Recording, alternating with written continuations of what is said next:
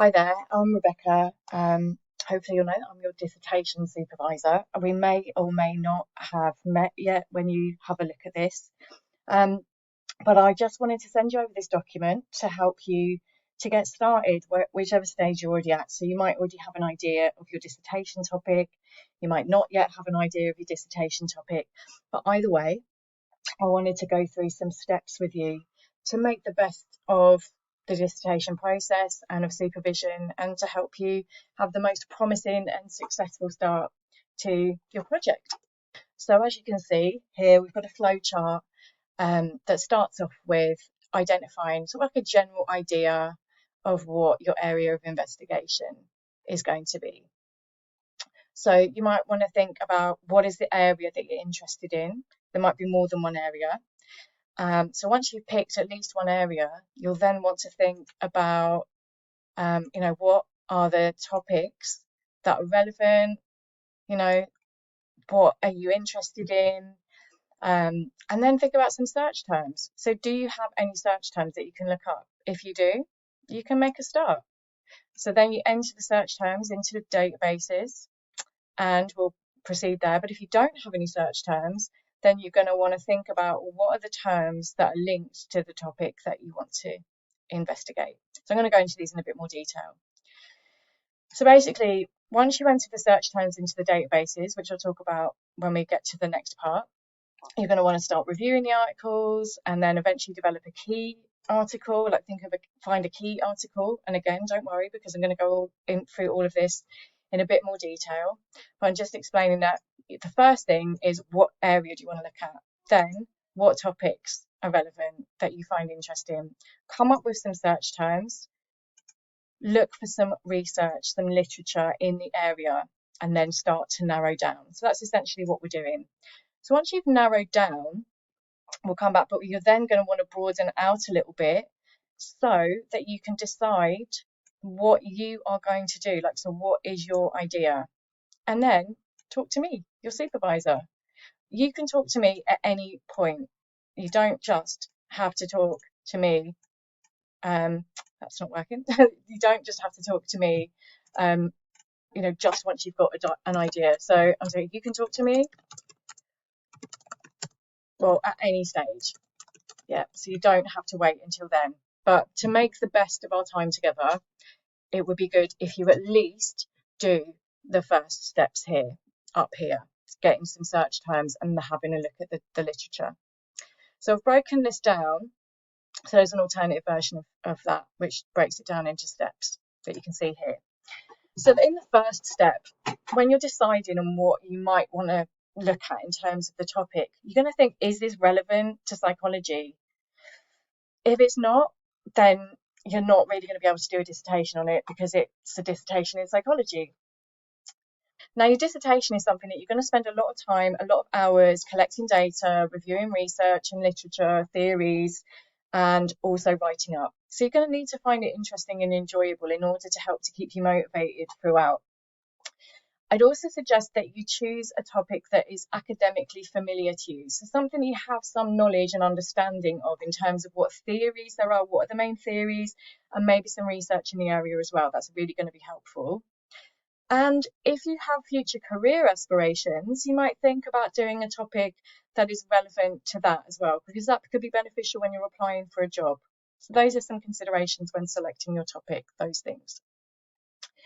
So when we start to do a primary literature review, you're going to want to take those general terms that you've identified and put them into a research database.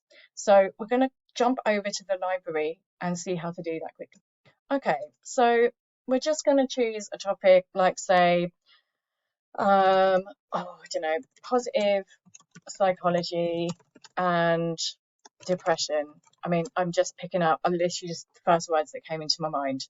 Okay, so we're having a look. Okay, so we're going to want to look at peer-reviewed journals. So that's going to be something that we can filter.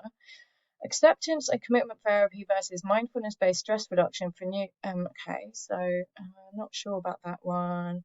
Using it for depression. Oh, okay, qualitative study. So I'm going to check that one out. So what's this study here? I'm going to have a look.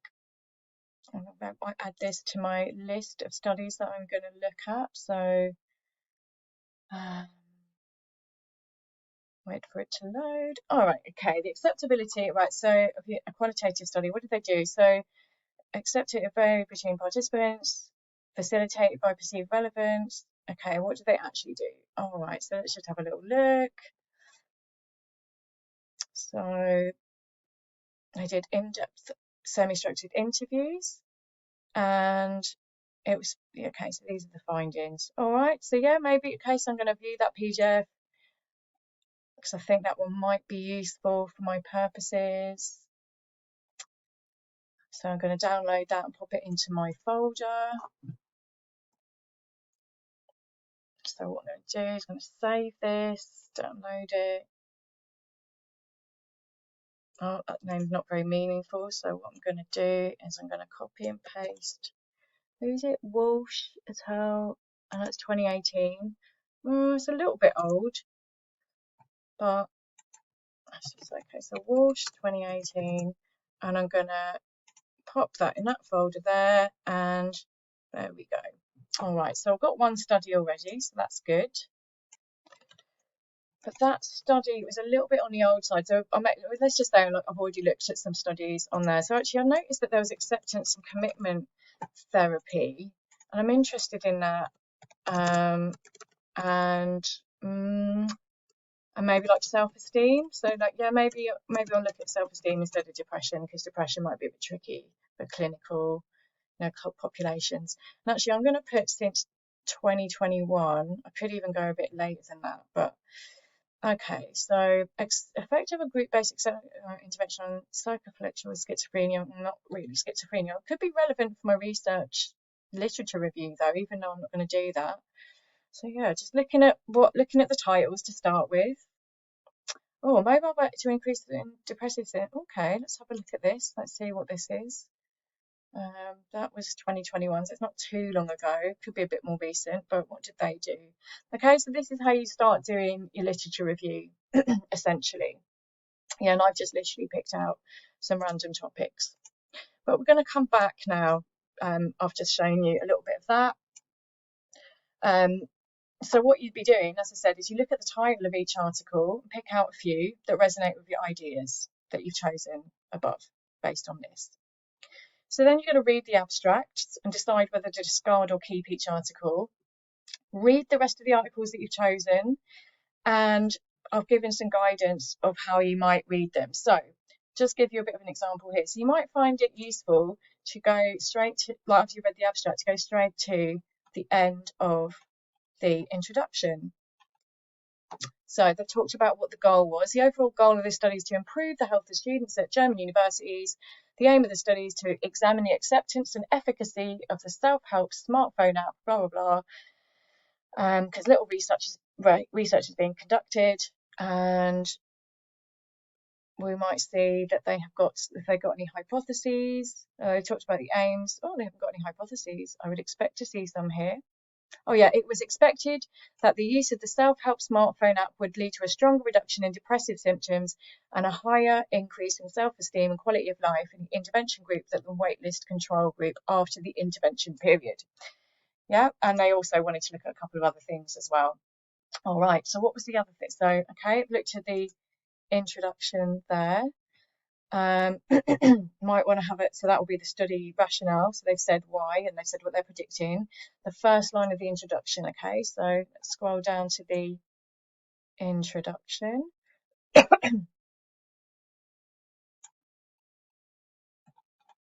Oh, oops, gone past it. Principal findings. Okay, so we've got now, just to say, don't do this. Don't do what they've done and include, it must be a journal specific thing, but do not include the results in your discussion, please. But it says, okay, so it demonstrates the effectiveness of the app in students with depressive symptoms, reduced depressive symptoms, increased self-esteem. Okay, brilliant. Okay, so those are the key findings there. So I've got a general sense of what the key findings are. I'm just doing this really quickly. Then you might look at how it was carried out and then limitations. While we're down here, we'll just look at the limitations now, because I did see those somewhere down here. All right, so they didn't, yeah, so what were they couldn't do any follow-ups. Obviously, you wouldn't be able to, verification of student status wasn't possible. It was on the web, so it was all on self-assessment. Okay, so they've identified a few things which could potentially be addressed. Before you want to look at that, you'd actually want to know what they did. Okay, what did they do?